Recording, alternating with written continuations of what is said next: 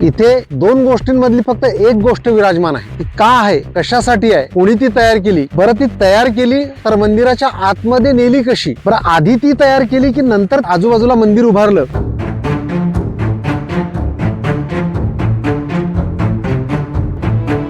माझ्या उजव्या बाजूला जी आहे या बर्डीचं नाव आहे चांदमारी बर्डी. खूप मोठा डोंगर किंवा त्याला टेकडी आपण म्हणतो, तशी ही टेकडी आहे. आणि पुढे जी ती दिसते अकोला जिल्ह्यातील सर्वात उंच चिंचोली या गावातील रुद्रामाईची बर्डी किंवा त्याला रुद्राणीची टेकडी असं म्हणतात. ते देवीचं मंदिर आहे. आणि समोर हे जे इथे दिसतंय ही आहे शिवबर्डी. मला जर झूम मध्ये आकार दिसत असेल तर शिवलिंगावर पिंडीला जसं शिवलिंग असतं त्या आकाराचा त्या टेकडीचा आकार तसा असल्यामुळे तिला शिवबर्डी असं म्हणतात. आणि मध्ये ही जी सागवानची झाडी आपल्याला दिसते आहे, इथे तो नंदी आहे. एकमेव असं मंदिर की जिथे फक्त नंदी आहे, त्याच्या समोर पिंड नाही. काय आहे ते, त्यामागचा इतिहास काय आहे? जोगतळ नावाचं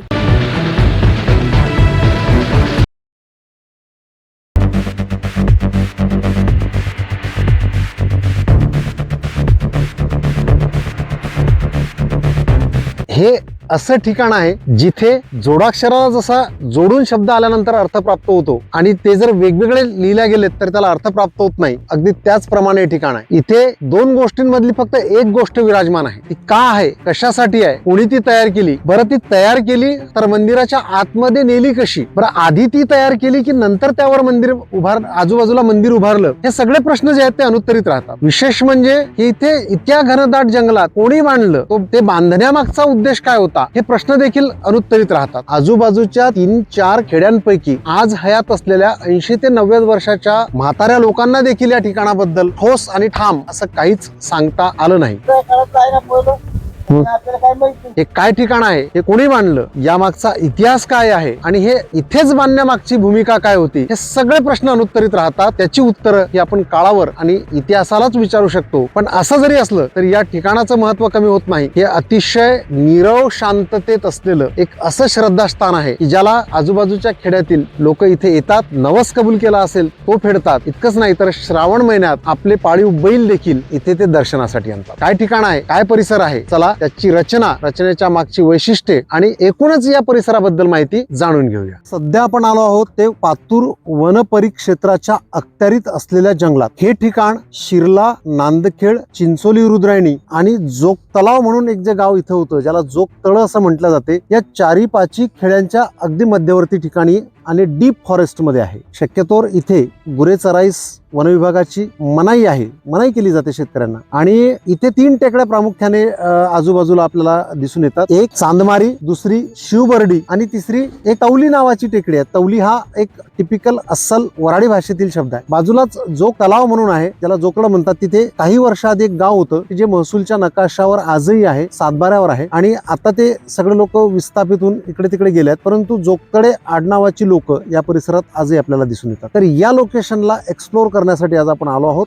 इथे एक भला मोठा नंदी आहे आणि ते मंदिर आपण पाहणार आहोत. चला तर हे माझ्या मागे जे तुम्ही पाहतात हे ते नंदी महाराजांचं मंदिर आहे. की मी आधी सांगितलं की जर जिथे शिवलिंग आहे, पिंड आहे, तिथे नंदी आहे आणि जिथे नंदी आहे तिथे पिंड आहे. परंतु या मंदिरात फक्त नंदी आहे. समोर त्याच्या आता जी छोटीशी पिंड आपल्याला दिसून येते ते अलीकडच्या काळात लोकांनी इथे आणून स्थापन केली आहे. परंतु हा एकमेव नंदी आणि त्याचं हे मंदिर, आपण आतमधून त्या मंदिर आणि मंदिराची रचना बघू. प्रत्येक मंदिराला एक छोटं जे प्रवेशद्वार असते तसं इथे दिलंय. त्याचं बांधकाम दगडी आहे. बाजूला 2 कोनाडे जे आहेत ते दिवे लावण्यासाठी दिले आहेत. आणि मंदिराचं प्रवेशद्वार हे छोटं का असतं, कारण आपला सगळा अहंकार, अहम, पद, प्रतिष्ठा, पैसा हा बाहेर ठेवून देवासमोर जाताना झुकून आपला सगळा अहम सोडून आतमध्ये आपल्याला जायचं असते. दगडी असलेलं हे प्रवेशद्वार, हा चौथारा जो आहे तो सुद्धा दगडी आहे. आणि इतर चौथाऱ्याच्या वरचं बांधकाम जे आहे ते विटांचं केलेलं आहे. माती आहे, पांढरी माती आहे, त्यात काही चुना मिश्रित आहे आणि वर याला कळस नाही. तर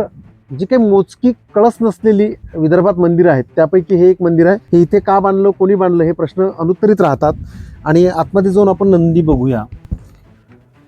आतमध्ये आपण प्रवेश केल्यानंतर आपल्याला दिसेल की इथे दरवाजासाठी व्यवस्था देखील केली होती, परंतु काळाच्या ओघात आता हा दरवाजा इथे नाही आहे. परंतु कधी काळी इथे दरवाजा देखील असावा. आणि वर छत नाही, हा जो गोलाकार आपल्याला दिसतो घुमट टाईप, एकतर बांधकाम अपूर्ण राहिलं असावं किंवा मग काळाच्या ओघात छत पडली असावी. त्याचबरोबर कॉर्नरला जे दिसतात आपल्याला ते दगड दिसतात. चारही बाजूला असे दगड देऊन त्याला आणखी मजबूत किंवा भक्कम करण्याचा प्रयत्न केलेला आहे. कोनाडे जे आहेत ते आतमध्ये भिंतीत दिलेले आहेत. वीट जी दिसते ती चपट्या आकाराची, साधारणतः इथून जवळ बाळापूरचा किल्ला आहे, बाळापूरच्या किल्ल्याला देखील अशा विटीचा वापर केलेला दिसून येतो आपल्याला.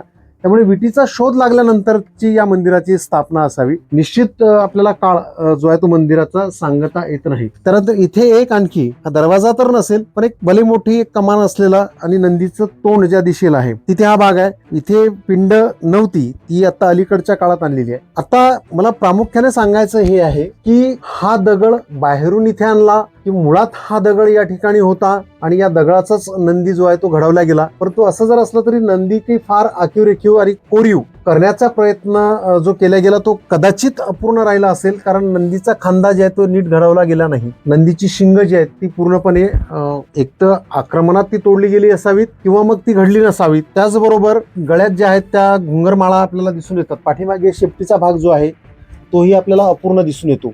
इथे खाली जर आपण पाहिलं तर आपल्याला कपार दिसते. साधारणतः हात घालणं थोडं रिस्की होईल, परंतु असं सांगतात की सोन्याच्या किंवा धनाच्या लालसेपोटी लोकांनी हे उकरण्याचा किंवा खोदण्याचा जे आहे तो प्रयत्न केला.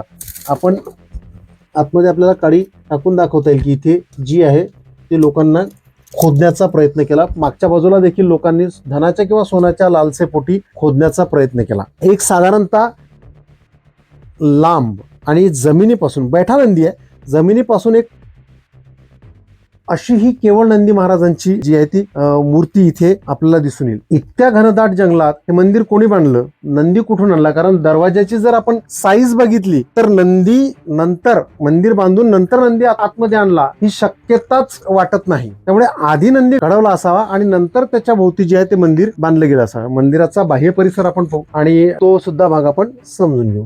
देखभाल दुरुस्ती अभावी मंदिराचा काही भाग जो आहे तो सध्या ढळत चाललाय. आतमध्ये आपण बघितलं की पाणी बाहेर काढण्यासाठी कुठलीच व्यवस्था जी आहे ती केलेली नाही, तरीही मंदिराच्या आतमध्ये आपल्याला पाणी साचल्याचं दिसून येत नाही.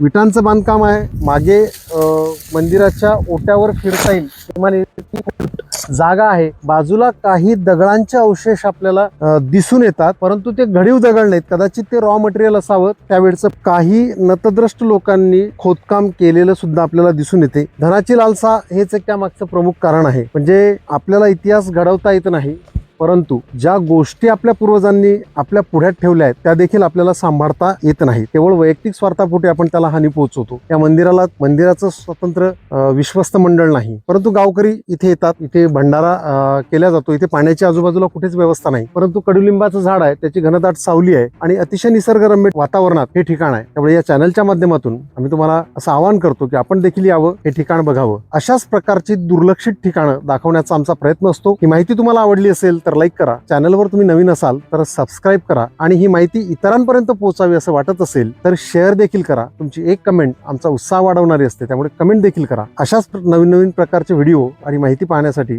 चॅनलला भेट देत राहा. भेटूया पुढील आणखी एका व्हिडिओमध्ये. तोपर्यंत बघत राहा शेष विशेष रिफ्रेश विथ निलेश.